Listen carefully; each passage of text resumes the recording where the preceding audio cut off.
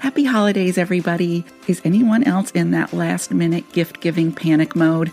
Well, if you are, we have just the answer for you. You can give a gift that's thoughtful, personal, joyful, and instant. A Pop Culture Preservation Society Patreon membership. This isn't just one of those click-and-forget-it gifts. This is connection. This is laughter. This is that warm, happy feeling you used to get when your favorite song came on the radio and you knew every single word. When you give a PCPS Patreon membership, you're giving experiences. You're giving community. You're giving something that actually means something. Our Patreon members get Zoom happy hours, goodie packages, printables, bonus and exclusive content, and behind-the-scenes access. It's the perfect gift for all the Gen Xers in your life, including yourself, because as we know, treating ourselves has never gone out of style. The best part is there is no wrapping, there's no shipping, there's no panic. There's just instant happiness and months of joy ahead. Kind of like hitting play on your favorite mixtape and knowing every track is going to be great. All you have to do is head to patreon.com, that's patreon.com, and search Pop Culture Preservation Society. You're giving a gift that feels personal, fun, nostalgic, and full of heart. Because as we all know, the best gifts aren't things, they're experiences.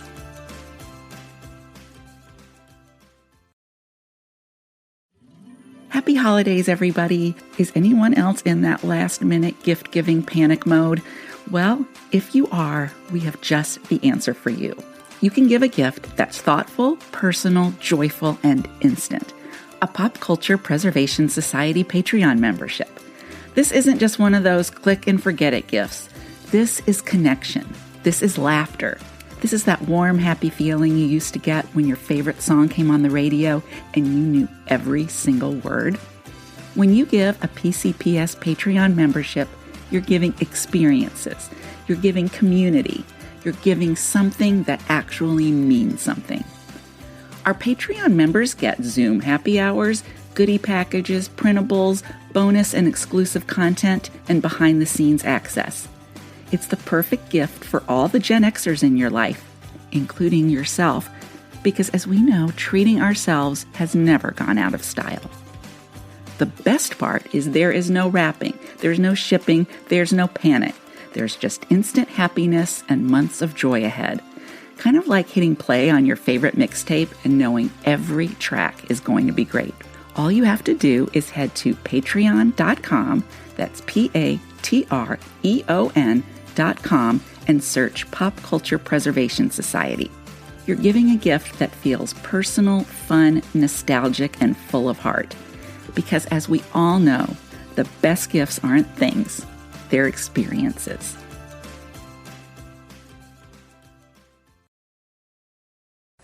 You're looking light all over.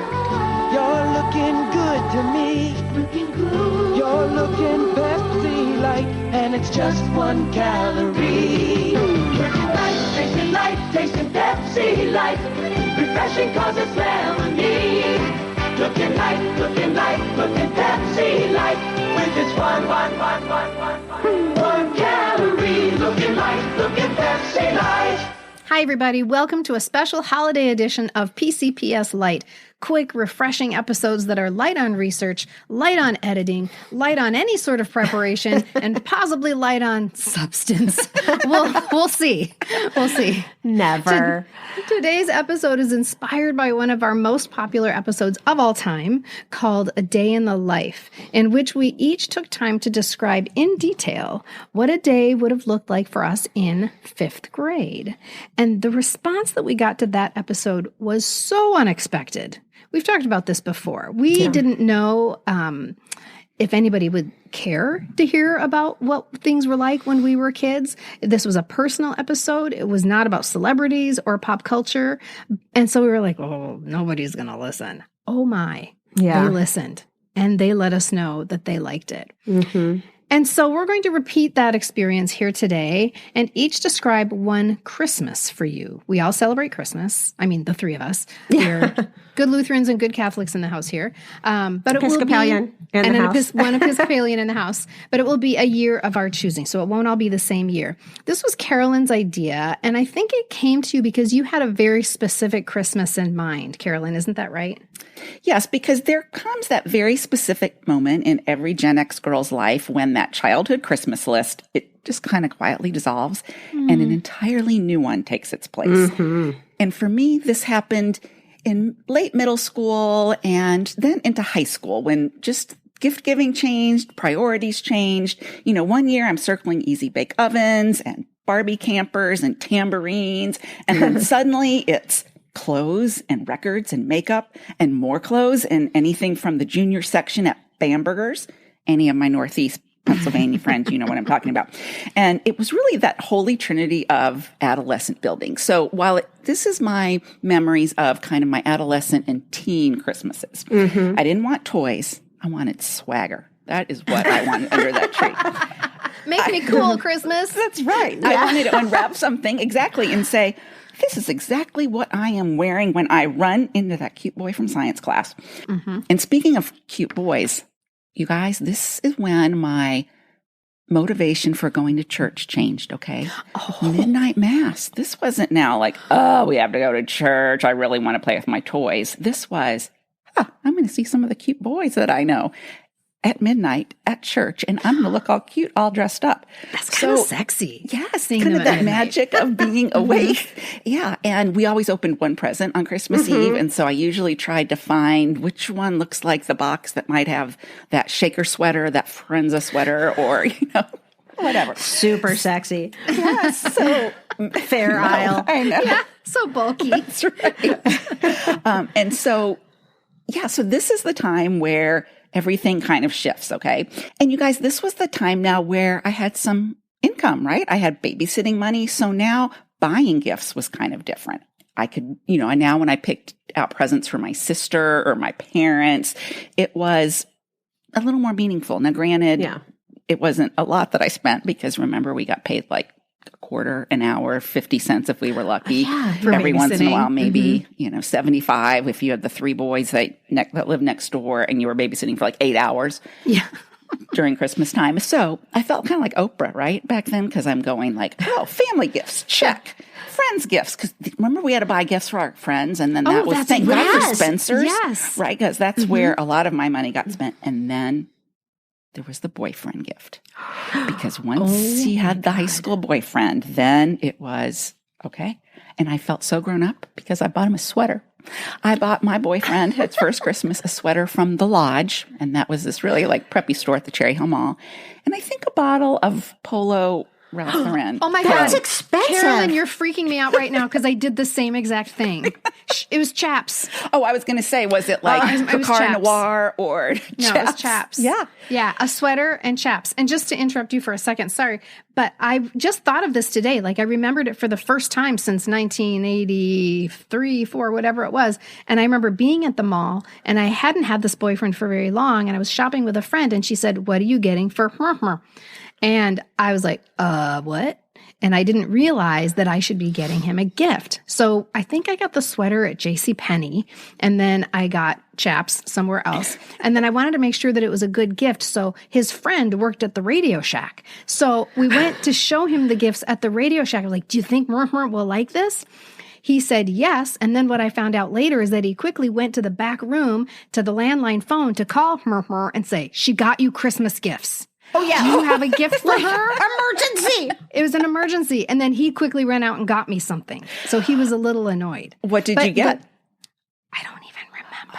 I have no idea. It clearly didn't make an impact. But what I got for him made an impact. So when you say a sweater and then you got Polo, it was either going to be Polo or Chaps. Right? Yeah. Was Chaps Ralph Lauren too? I don't think so. That's different? So. Okay. Polo was pricey. Yeah, well, don't even. You got to do a lot of maybe it was babysitting. Molo. You know what? It was a knockoff. It was Molo. Rolo. Well, and also, this also came to mind was that I didn't want my parents to know what I got him because I'm spending like 4 times as much on him as I am on anyone in my family. And so, for my dad to say 2 things, a sweater and cologne, how much did that come to? I think it was all like kind of, under the radar. I just didn't want them to know. Hide it under your bed. What I got him. But I actually do remember gifts that I got from my boyfriend then. Who was, as we know, I'm not a fan to this the bad now, boyfriend. But back then, the one present he got me was an anklet. Oh, I loved anklets.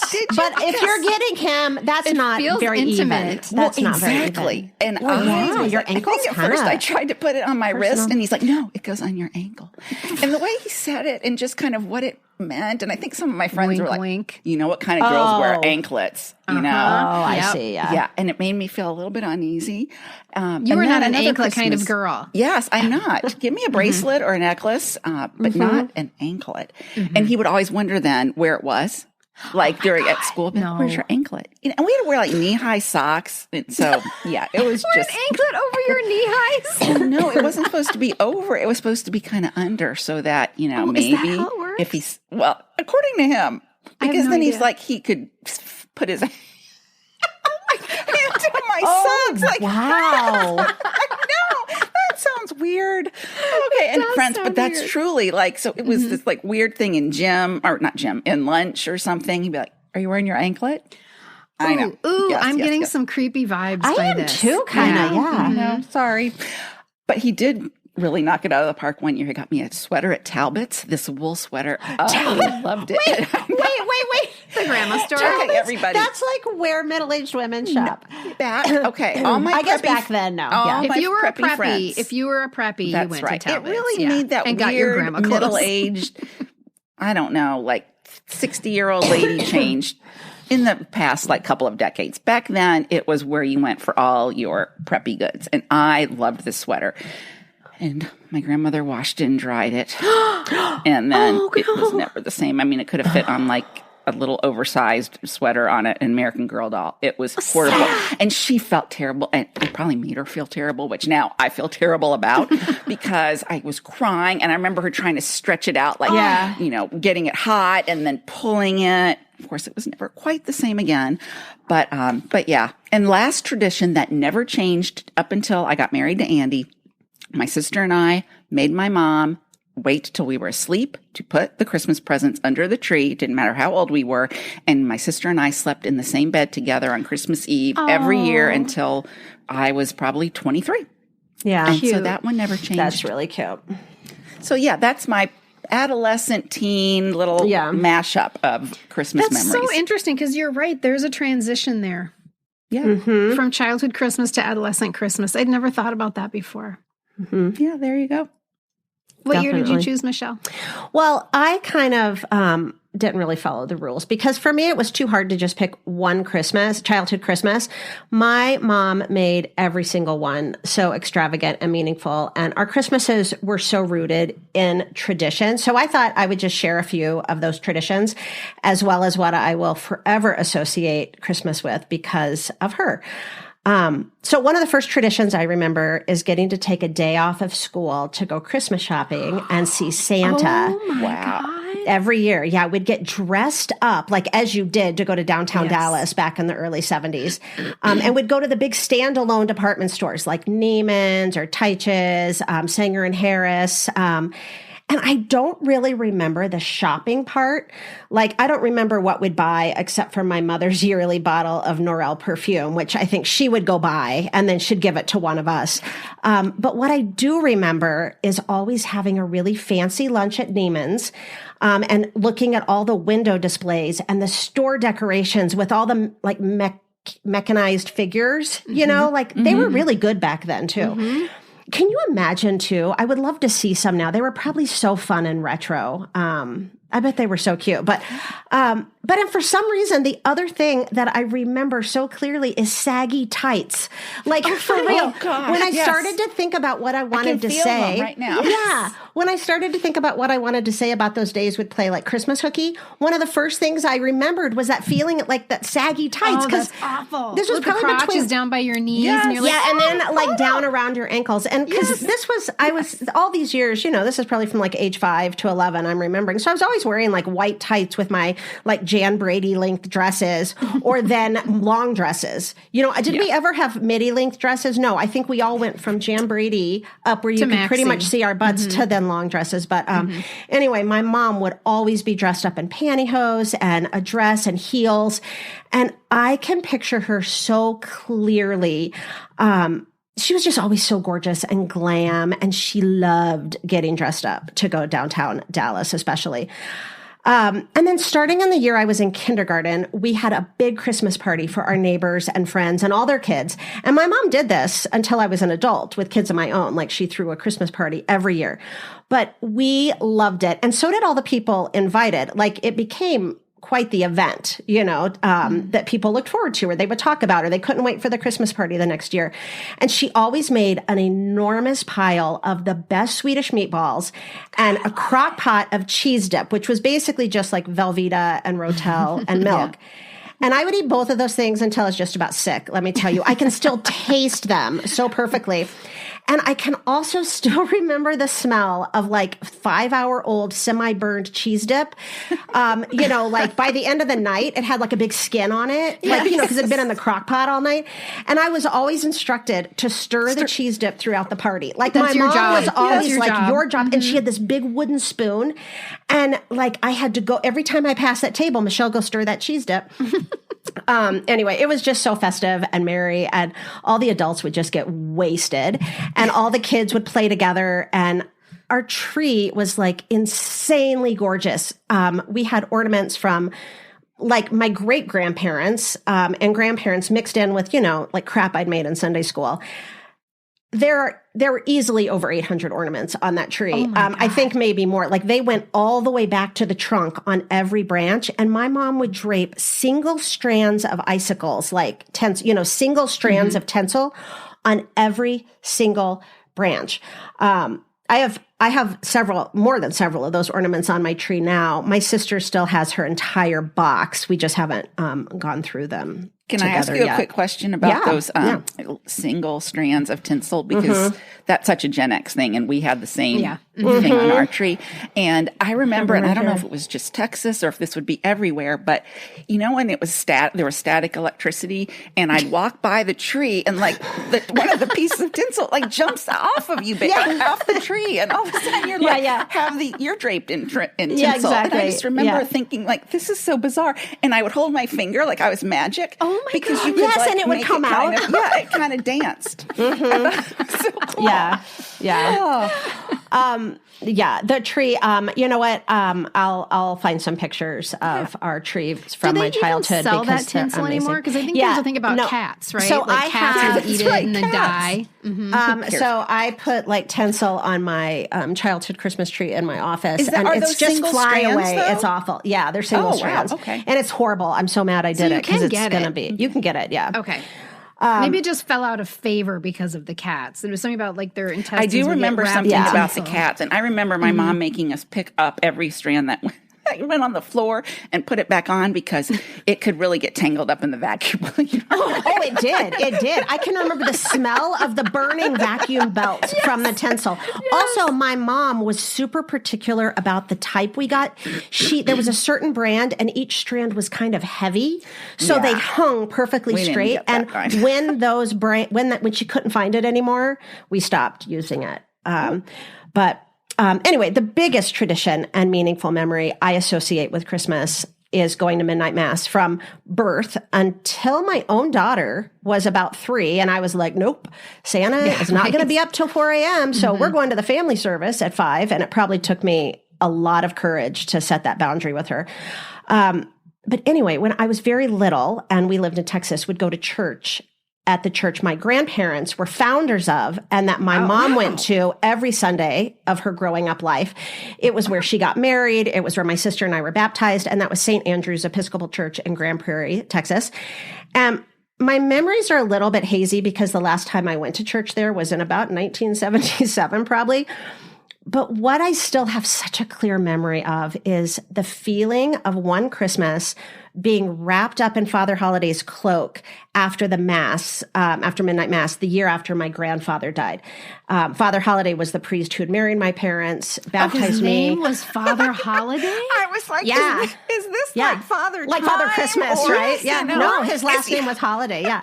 Wow. Hold on, I and just want to You're stop getting for a Christmas second. this year. I have this image of you, like, I thought this was that kind of, again, like Father Christmas or whatever. And when you said cloak, I saw you in like a robe with a staff. Well, no, he did. Like in the Episcopal Church, it's very, they wear the very big cloaks. And, but my mom had known Verna and Father Holiday since she was a child, basically.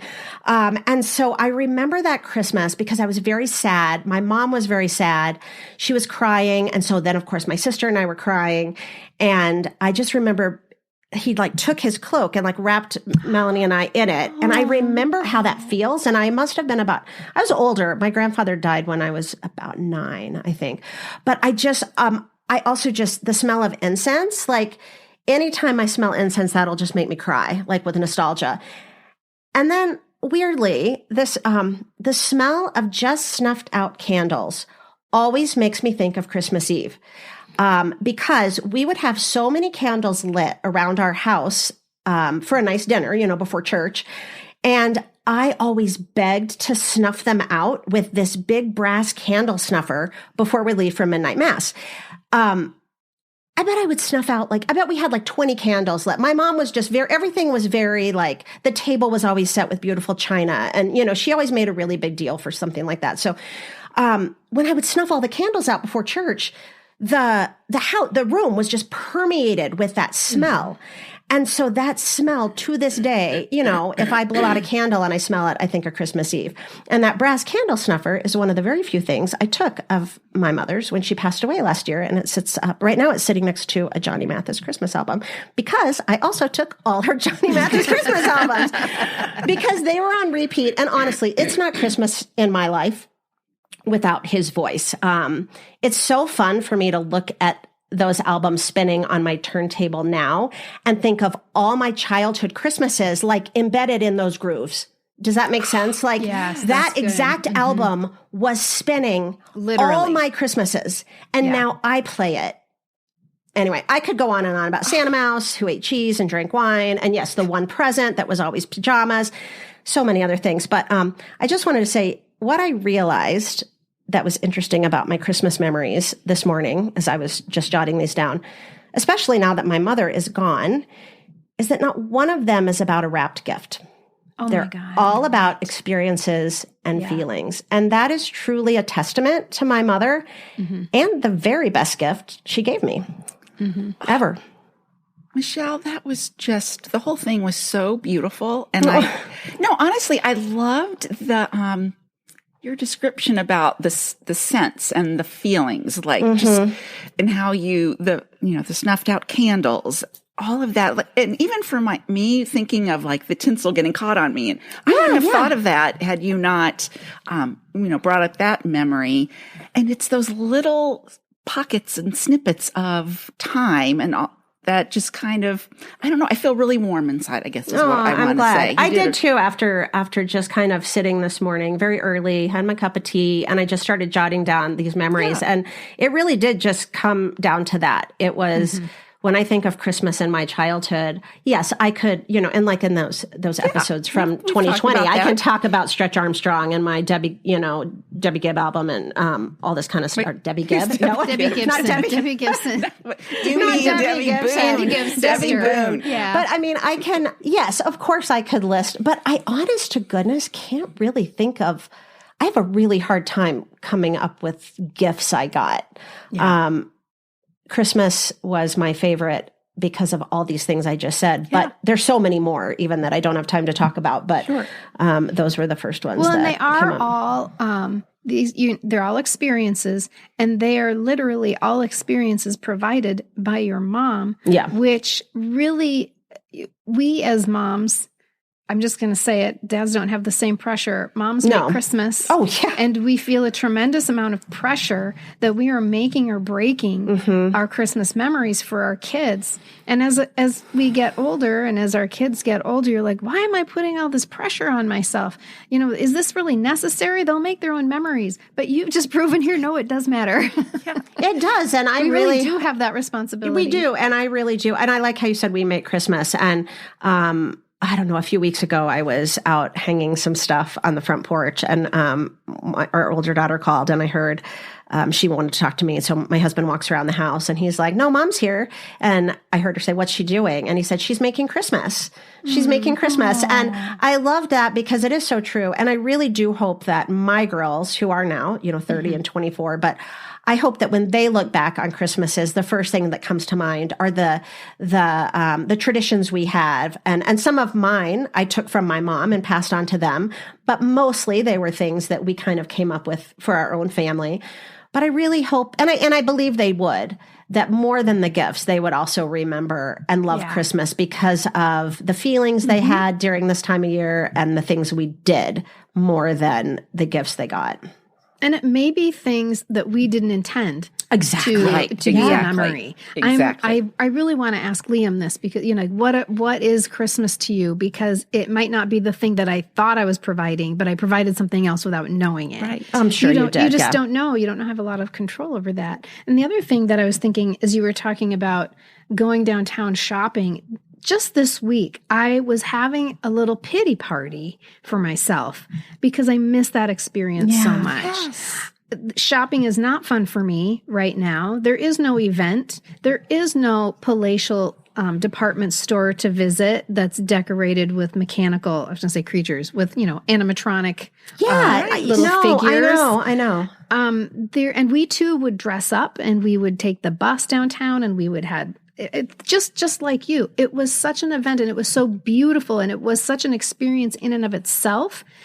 There's no place for me to go that's like that right now. And that is, we can chalk that up to capitalism. Late stage capitalism is what my kid would say. Everything got watered down and trashified and Walmartified, and now we get gifts wherever we can, and it's just not. I don't know. Do people do retail therapy anymore? Do you go? I mean, there are some nice places to go shopping, but it's not like the big anchor stores that were local. Your local anchor store. And that we're all kind of decked out for Christmas. Yes. I go to Macy's. Well, I haven't gone in a long time, primarily because at Christmas, there's stuff everywhere. You can't even walk.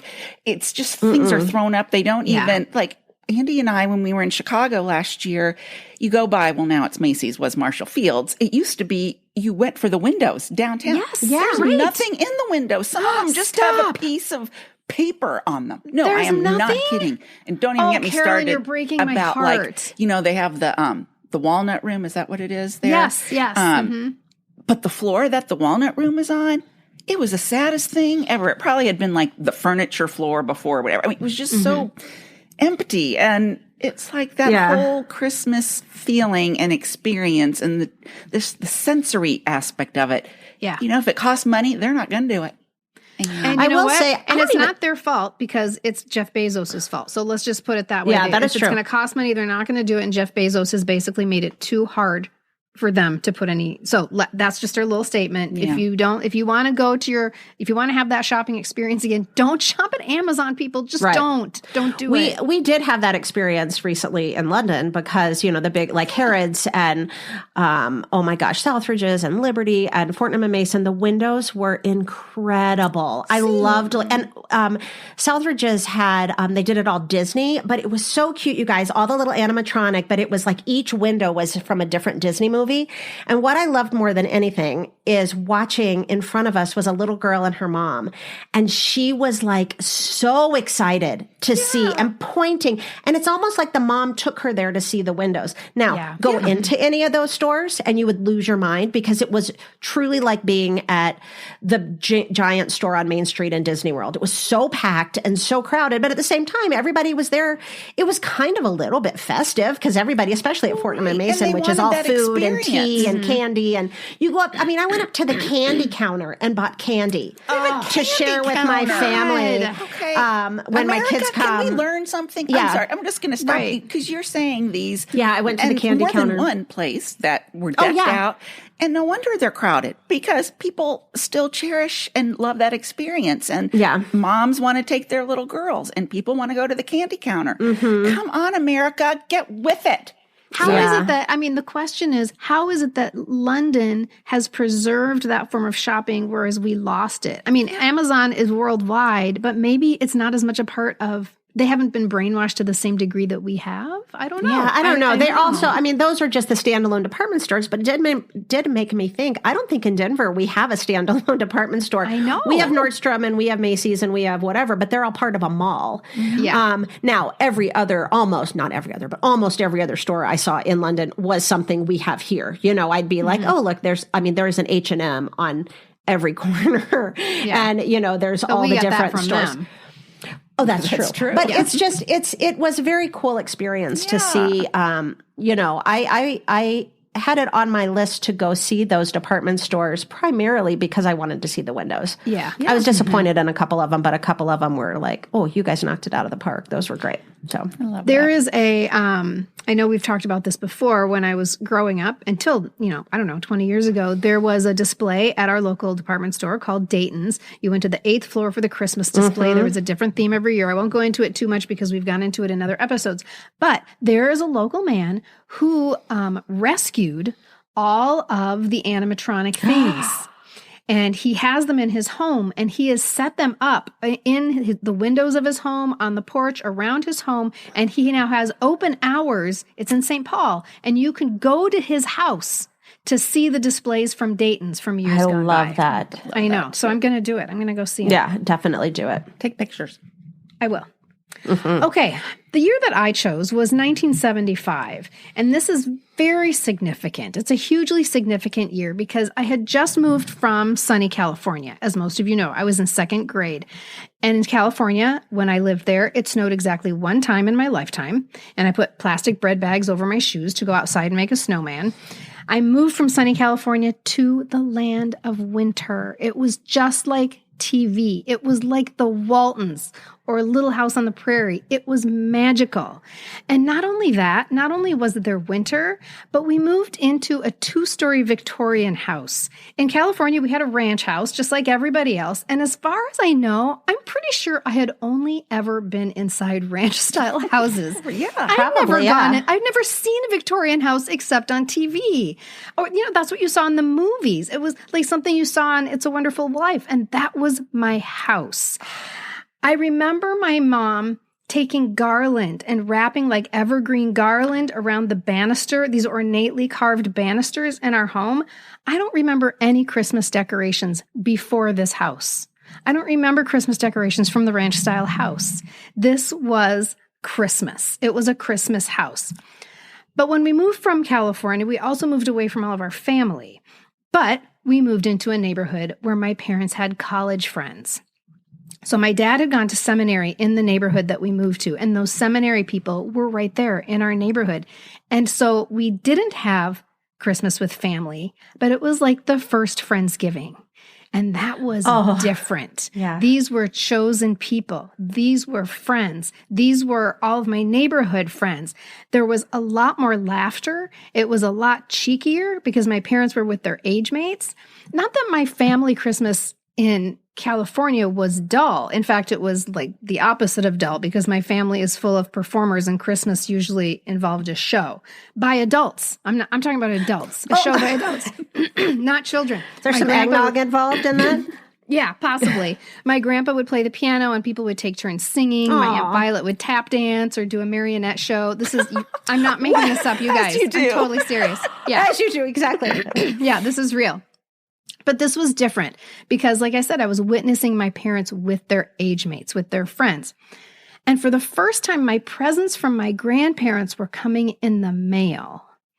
And later I found out that they were sending my mom money. And that's why the gift tags were always written in my mom's handwriting. But we did get packages, and those were usually handmade things.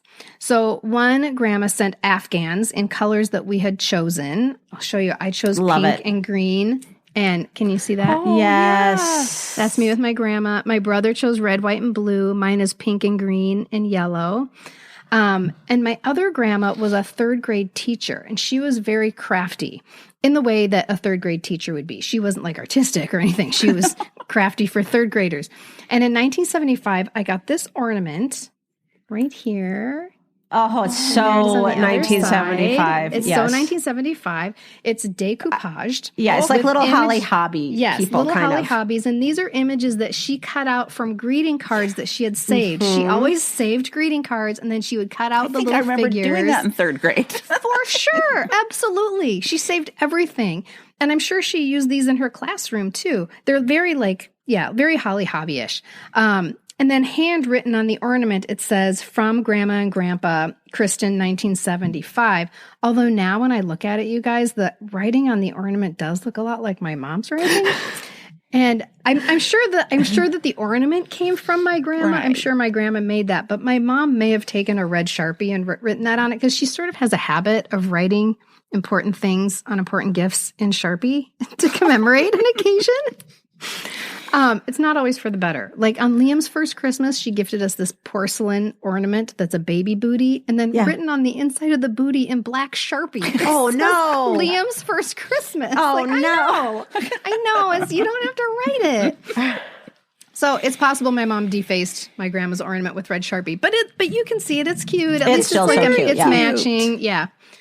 And because Minnesota is full of Swedes and Norwegians, we let our Swedish freak flag fly. Like we were super Swedes once we moved to Minnesota. Every branch in my family is Swedish except for one. And the record on our turntable that year was a collection of Swedish folk songs that have become earworms that will never leave me for the rest of my life. Never. And every year my brother will text me with something about Jule Jule igen, Jule Jule igen, Jule Jule igen, because we can't get it out of our head. Yeah. That was a song that we used to dance to in this like faux made up folk dancing that we totally created, that it was like step, hop, hop, step, hop, hop. And we'd go around the coffee table. We thought we were Swedish folk dancing, like little Swedish children. I actually went to a sing-along at the American Swedish Institute last year, and we sang every song from that album that we had. And I cried every time a new song started. Aww. Because it was like Husker Du to the extreme. And you can't find these songs on streaming. They're not. I've tried. And even though Spotify is from Sweden, I don't understand. And so every time she would say, next we're going to sing Jule Jule igen, I'd be like, oh my God, it's Jule Jule igen. But the most important event of that Christmas in 1975 was on Christmas Eve, and all the friends and neighbors are filling up our house, and the doorbell rings. And was it Father Holiday? No, Sort of. It's Santa Claus. Santa Claus is at the door for real. The excitement was nutty. Like, and you're like 6 years old, right? Or 7? I'm 7. I'm 7 years old. Oh my gosh, prime. He even had a list. He had a list that was like, I don't know where it was, like, or something. Yeah, it was a scroll that had all of our names on it. I was like, it's real because look, it's got my name on it. Yeah, it's right here, written in red Sharpie. It's in my mom's handwriting. However, in the back of my mind, as I'm getting nutty about Santa, I'm both of these things lived in my mind at the same time, which is I can't believe Santa is in my house, and also, is that not Santa? I don't think that might not be Santa. And truthfully, that kind of started my painful journey of contemplating the existence of Santa. Like, is he real? If that wasn't Santa, who was it? Mm-hmm. Because all the dads were in the room. Everyone was there. And of course, nobody was going to, I don't recall asking my mom necessarily, like, who was that mom? I did figure it out years later. I don't know if my mom told me, but it was a neighbor. It was just, I guess, a neighbor who wasn't invited. But it was. But I'll be Santa. Yeah. Just put me on the list. But it's really interesting to hold these two things simultaneously. Yeah. I can't believe Santa's here. Is Santa real or not? Mm-hmm. Yeah, so that's memorable for sure. Mm-hmm. Mm-hmm. Wow. Yeah, it was one of those kind of growing Christmases. I mean, it's like you're on this threshold. Yeah. Everything was different that Christmas. Everything was sort of like amped up to 11 because it was like out of a Christmas card. Now my Christmas looked like a Christmas card, including the fact that Santa's at my door. That's a lot. It's a lot. It's a lot. Yeah, for sure. Okay, I think that's it. Okay, let's wrap that up. So there you have it. Now you have been to Christmas at all of our houses, so we must be the closest of friends. I also think it's so helpful to look back on these things because it helps you put the current season in perspective. And my takeaway is kind of that I think it might be for children. I mean, duh, we know that. So much of this is about childhood, but I think it's hard for us to let go of that. We keep wanting to make Christmas so special. But what does that mean when we're grown-ups and we have grown-up children? You know, what does Christmas look like then? I think we need a transitional time, something to help us transition into adult Christmas. It's less extravagant. It's less stressful. It's more restful. Maybe we need new rituals that don't force our grown-up children to do old traditions that really don't apply to them anymore. For sure. I'm hugely in favor of that. Like, it drives me crazy to know that there's so many parents, especially of grown children, that still like force their kids to do all the things. And, you know I just spoke so highly of my mom and stuff, which was great, but that was your childhood. I just sort of casually threw in. And then until my daughter was 3 and I was like, I'm not going to minute it was actually a very big deal in our house when and you guys, at the time, I was like 30 years old. Mm-hmm. And I was terrified to tell but I did not want to go, anymore with a small child. And so, yes, I am a huge fan of let it go. Let your grown kids do it. Make the memories for them, but then let them kind of guide what you want to do. And also make some new memories and traditions for yourself that fit your life now. New rituals. I'm thinking maybe we go out for drinks on Christmas Eve. Oh, yeah. We do appetizers. Mm-hmm. We make appetizers and we don't even do fancy clothes or anything, now that my girls are grown and they come home with their partners. So all 6 of us are here together. We pretty much look like, hair on top of the head and pajamas having our Christmas drinks and our, appetizers but that's what works for us. I'm not saying that if your family likes to get dressed up, that's amazing. It's intensely but I would personal. never expect that anymore. I don't expect that of my kids. Yeah. As we grow, as we just gave examples of that in our own stories about how Christmas does evolve as you get into these different stages of life, whether it's, adolescence or young adulthood or your parents of young kids and your parents of adult kids. Let it be flexible and move or listen to your heart. I don't know. I'm trying to be but just because a tradition or a memory felt good at one point in your life, as soon as it doesn't feel good anymore for you to do it, I love what you just said. It's time to evolve. It's time to let that one go. And I love having those memories. It doesn't make them any less because I don't do any of those things. I would never make my mom's meatball recipe. My sister has the original recipe that she had framed. I tried to make it one time. There was a Christmas, probably about 15 years ago, that my mom was really ill at Christmas. And I was like, I'm making those meatballs. And she sat at my counter and just kind of guided me.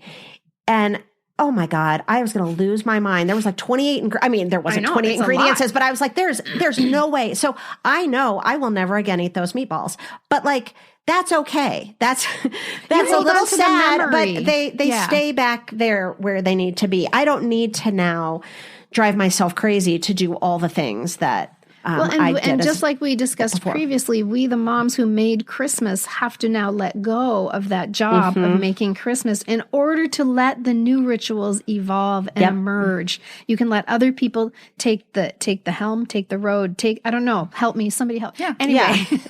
Yeah. Take the lead, basically, and what they want to do. Yeah. What does adult Christmas look like? What does grown-up Christmas look like? And I really love being the parent of an adult child, and so I'm kind of looking forward to seeing what emerges. The holidays can be a lot of things. They can be joyous. They can be disappointing. They can be very complicated. Yeah. But I personally am leaning into restful this year. Yeah.